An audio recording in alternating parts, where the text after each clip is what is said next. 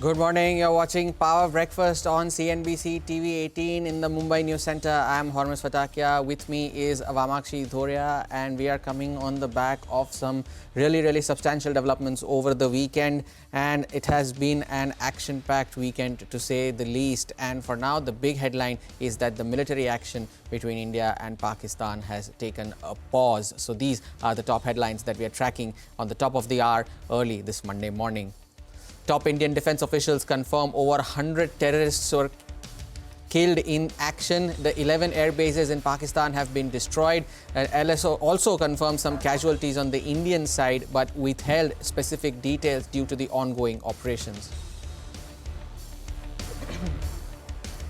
Even as military action pause between India and Pakistan largely holds, DGMO level talk with Pakistan to be held today later in the day. The US and China hail constructive trade talks in Geneva. US presidents say that the two sides have negotiated a total reset of details, which will be revealed later today. China also says important consensus has been reached. Russian President Vladimir Putin proposes restarting direct talks with Ukraine without any preconditions in Istanbul. This renewed offer comes in response to Ukraine and its allies urging Moscow to commit an unconditional 30-day ceasefire or face additional sanctions. Wall Street has ended Friday's session on a flat note, but the Dow futures are up almost 500 points after the progress on the trade talks. Asian markets have opened largely higher, and the GIFT Nifty is also indicating a significant gap up for our own markets.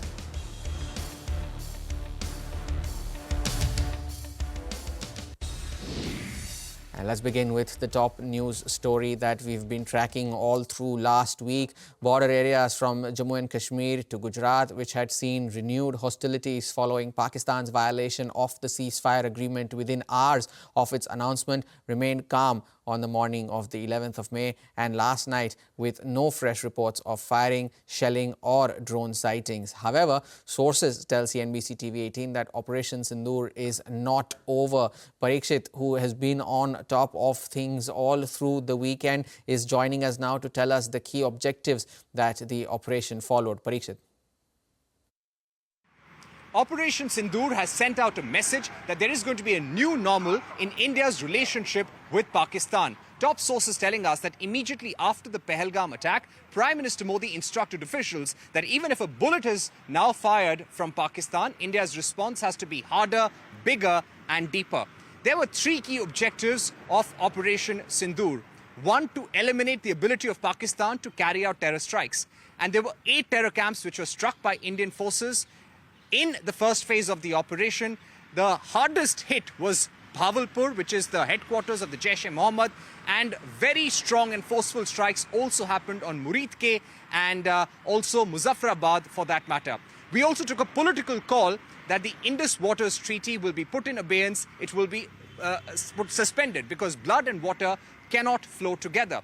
Thirdly, we not only entered Pakistani territory, we went deep inside the Pakistani territory to hit the terror camps and also retaliate against Pakistani air bases. In fact, sources telling us that after Pakistan hit 26 sites and locations along the line of border in India, India actually unleashed hell fury on Pakistan.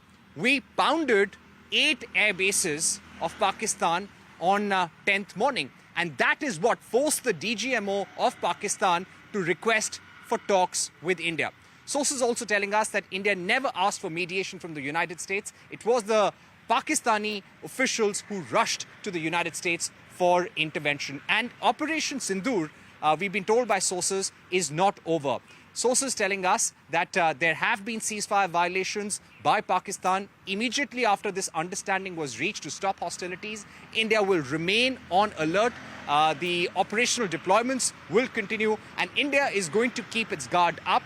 Any future act of terror from Pakistan against India will be treated as an act of war, and India is going to respond strongly. Well, thank you so much for that, Parikshit. But do stay on with us. US President Donald Trump also declared on Truth Social that India and Pakistan have agreed to a full and immediate ceasefire following US-mediated talks. But how big of a role did US have to play in the talks? Parikshit tells us. did the United States have a role to play as a mediator in the India-Pakistan conflict? Sources telling us that the United States had a limited role to play. In fact, on the 30th of April, Marco Rubio, the US Secretary of State, had a call with External Affairs Minister Subramaniam Jaishankar. Jaishankar there conveyed very clearly that India was going to hit terror targets in Pakistan, and there was going to be no doubt about this. India carried out those strikes on 7th night, on 7th May evening, late night, and immediately conveyed the same to Pakistan, that we have carried out strikes. If you want to talk to us, you can. We also conveyed what we had done to the United States. J.D. Vance called the Prime Minister, Narendra Modi, and conveyed that the US had assessment that Pakistan could seriously escalate the violence. Prime Minister Modi, according to our sources, said that if Pakistan does anything or target India, India's response was going to be extremely, extremely forceful. On 9th evening, when we had Pakistan hitting 26 locations in India, following that, India hit very hard. We unleashed hell fury. We pounded 9 military bases in Pakistan. We severely damaged many of their radars and Air Force bases. And that was a very strong message to Pakistan. And DGMO of Pakistan then reached out to India for talks. In fact, there was no off-ramp, according to our sources in the Indian government. It was the United States telling India that Pakistan wants to stop hostilities, they want to stop firing, will you do the same? And India made it very clear that we are standing for de-escalation, we are ready to stop things, provided Pakistan does so too. We also made it very clear that whatever has to be done, it has to be done between the DGMOs of the two countries bilaterally, and no third party can have any role. India has also said that Operation Sindur is not over. We are operationally alert and we will remain in this defensive posture till the time our objectives are met. Parikshit, thanks a lot for that update. Now, post the ceasefire declaration between the warring countries, the Director General of Military Operations, along with key officers of the Navy, Army and the Air Force, briefed the media about India's defensive position in the recent attacks. Listen in.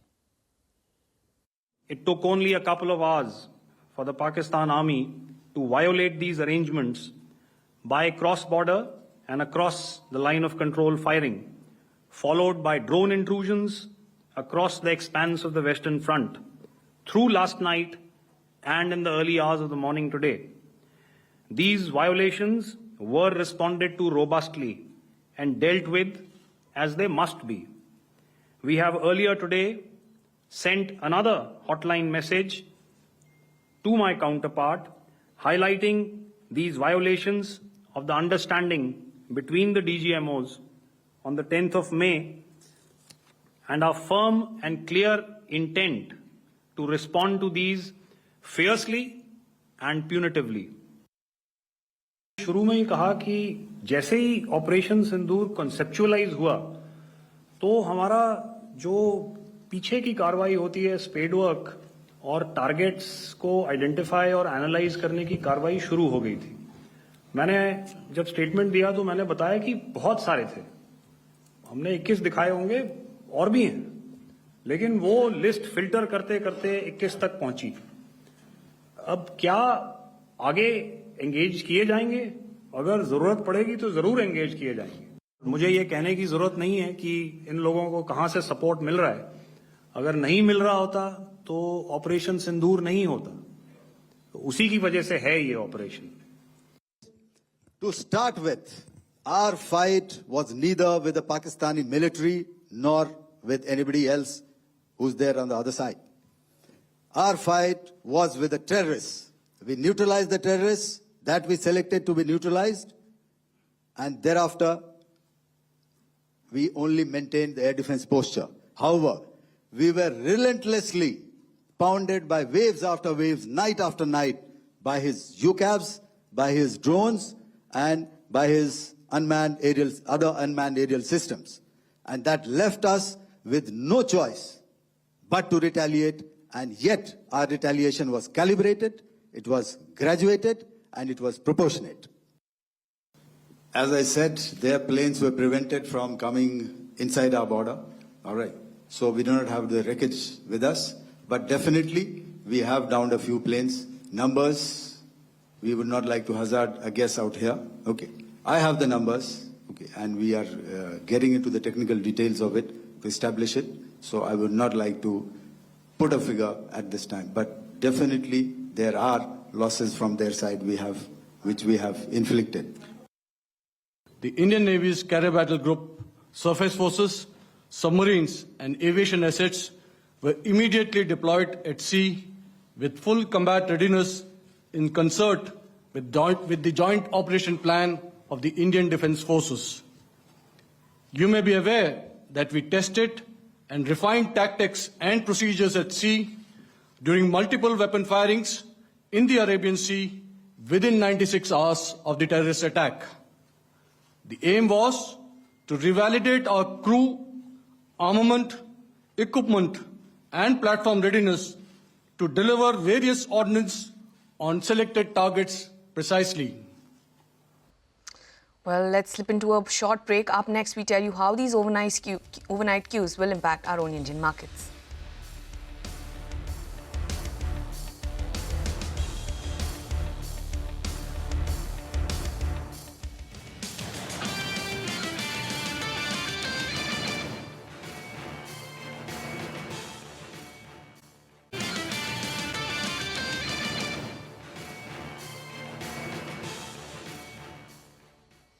Welcome back. You're watching Power Breakfast on CNBC TV 18. Let's take a look at how the Asian markets are doing this morning.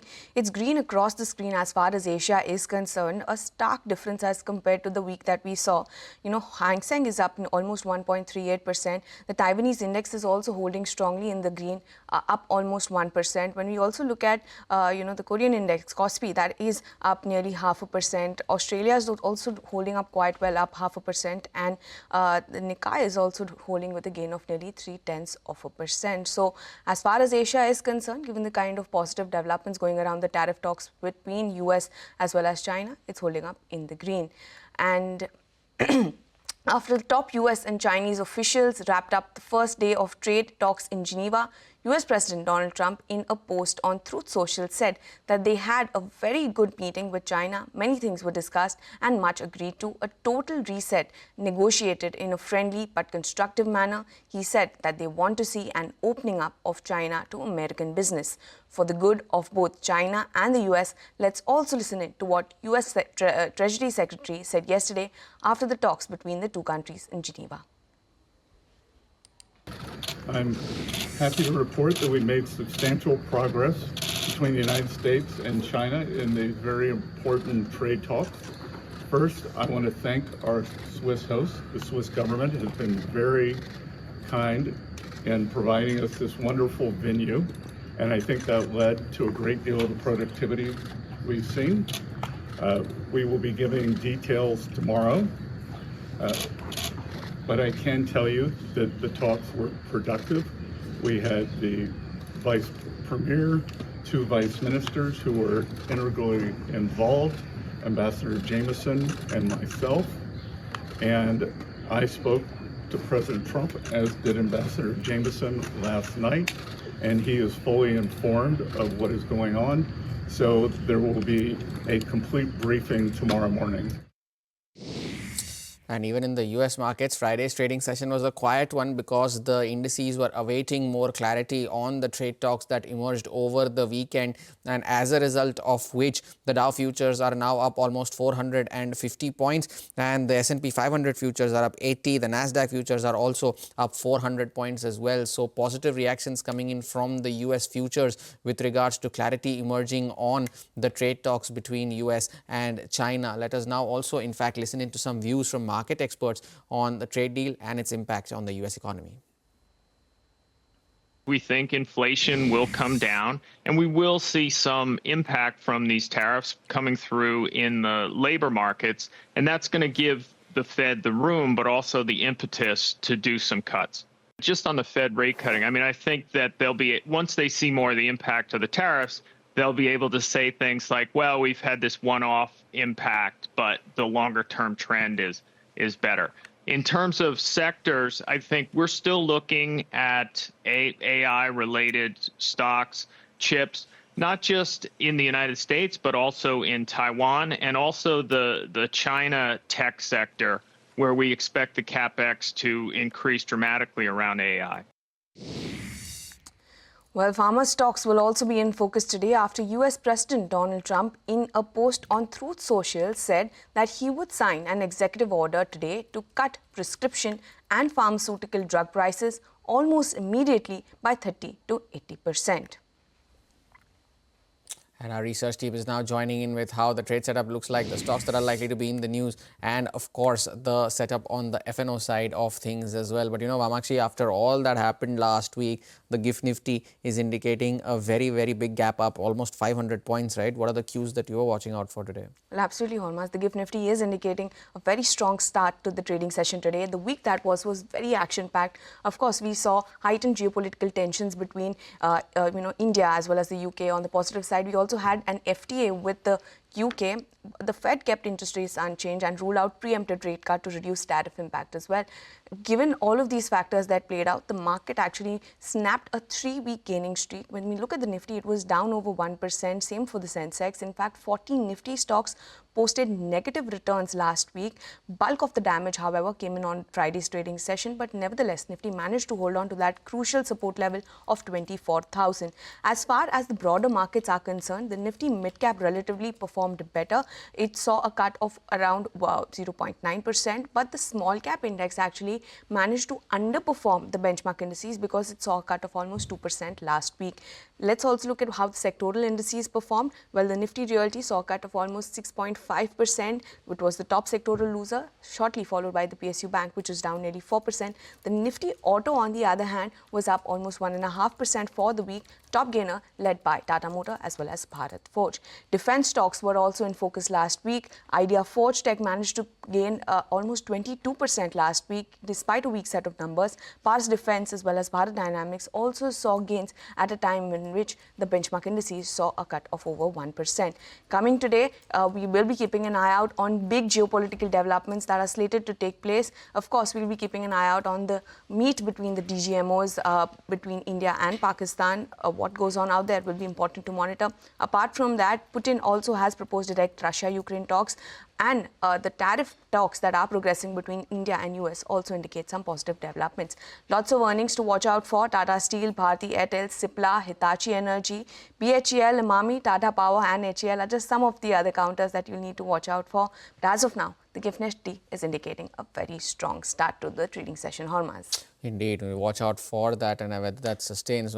Start around the 24,600 mark for the Nifty based on what the implied open is indicating of around 500 points higher. We managed to hold on to that 24,000 mark on the downside on Friday, so it'll be interesting to see how today's session pans out. Over to Vinny now, who'll list out the stocks that you need to keep an eye out for today. Vinny, good morning. What's on your list? Good morning. So firstly, I'm going to start with some of the earnings that were reported over the weekend. We had Dr. Reddy's that reported largely in line numbers in terms of revenue coming in, but the miss came in on the margin front from what the street was expecting. Now, revenue up by 20%, margins they are at 29.1% versus 26.4%, but they're coming off. Why? Because Revlimid sales are decreasing, which is expected to decrease further, and the management has said that in FY26 they could expect flat margins. They are reiterating to maintain the margins and come in the margins after Revlimid at around 25%, so keep an eye out on Dr. Reddy's. Other than that, we have ABB that's going to be in focus. The revenue saw a growth which is seeing a bit of a moderation coming in.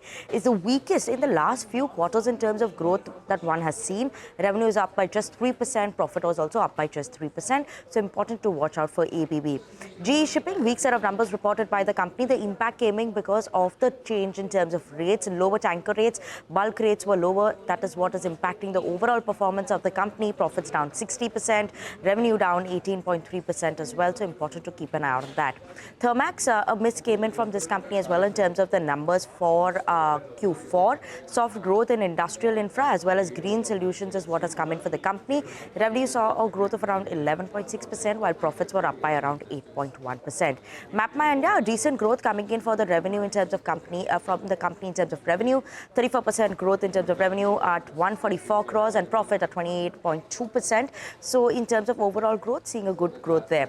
Birla Corp, a bit of a realization is where we're keeping an eye out on. 7% QOQ increase in terms of realization. Revenue seeing a bit of an improvement of 6.1%. So largely a decent number that came in from Birla Corp. Manappuram, on the other hand, a sharp loss is what they're reporting this time, 203 crores versus a profit of 563 crores. And there's an increase in terms of impairment of financial instruments, which is impacting the loss of the company and profits of the company. So that is why we're seeing a loss this time. NI is also seeing a decline for the company of 6.7%. Important to watch out for Yes Bank because Sumitomo Mitsui Banking Corporation will be acquiring 20% stake in the company from SBI and its consortium. So keep an eye out on Yes Bank. Purvankara, a couple of news flows there, but important to watch out for because Abhishek Kapoor, the CEO and Group CEO and ED of the company, has resigned from 9th of May. So maybe watch out for that one. And Adani Power, they've secured a contract to supply 1,500 megawatt of thermal power to Uttar Pradesh at a rate which was better than what the street was expecting, so keep an eye out on that. Well, thank you so much for that, Vinny. Lots of stock to watch out for. And finally, we now have Sudarshan joining in with cues from the F&O space. Good morning, Sudarshan. Good morning. So what we lost in last two sessions, we are set to regain on the back of positive cues from US-China trade talks and the ceasefire announced between India and Pakistan. GIFT Nifty is indicating a start with a gain of almost 500 points. But talking about Friday's session, it was a nervous day of trade. Both benchmark indices, Sensex and Nifty, saw a cut of 1%.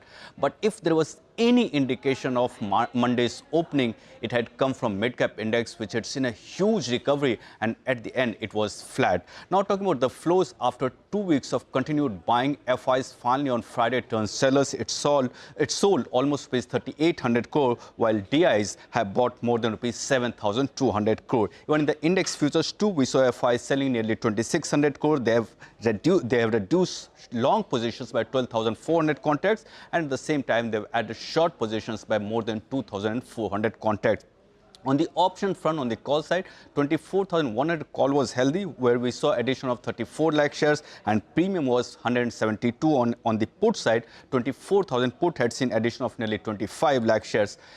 Levels for Nifty, not sure how much it matters today, considering the gap up start that GIFT Nifty is indicating. But nevertheless, support is seen around 23,900, resistance 24,300. Nifty is set to open above 24,300. And if it crosses 24,300, next resistance level that comes in the picture is 24,500. One stock that I'll keep an eye on is Tata Motors. It has been moving higher for the last two sessions. It saw buying, but after US-China trade talks, we'll have to see if it continues to see follow-up buying. Oh, possibly the stock of last week, right? Tata Motors continuing to build on that strength that it saw towards the second half of the week and ended the week substantially higher as well. Take a short break. Sudarshan, thanks a lot for that. On the other side, we get you cues from the commodities market. Stay tuned.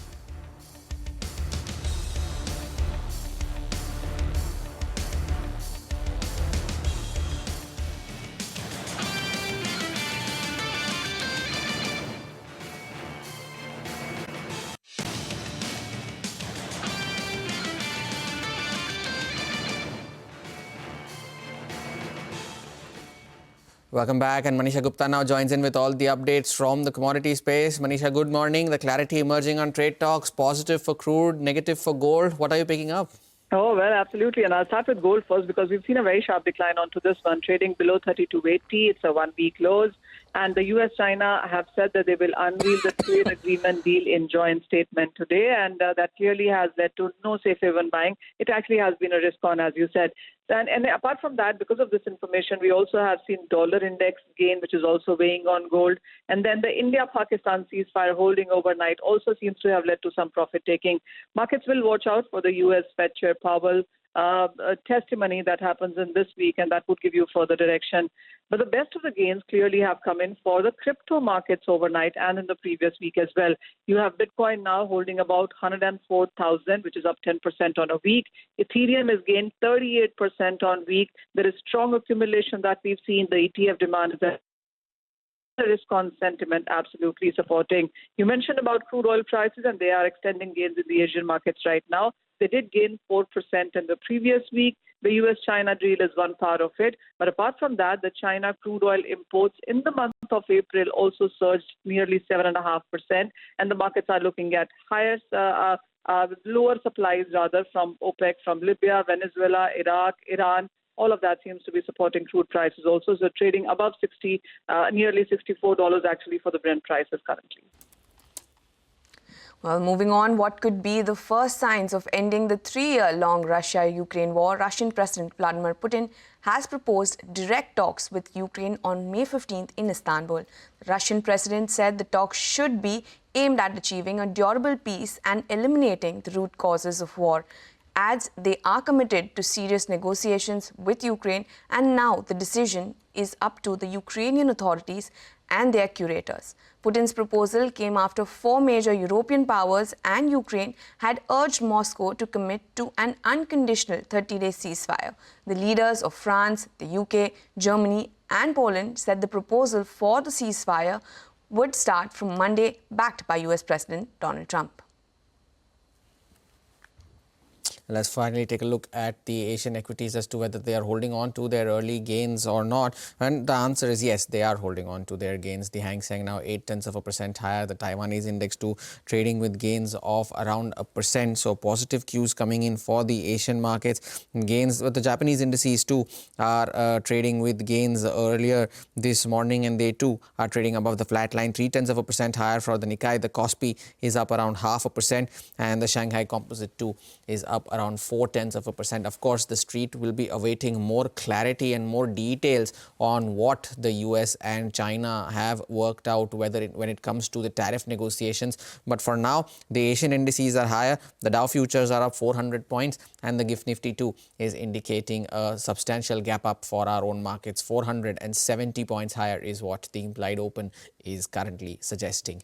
But with that, we call time on this edition of Power Breakfast. From Vamakshi, me and the team that put this show together, thank you so much for watching. We have an early Bazaar morning call up next to set you up for what promises to be an action-packed trading day. Stay tuned.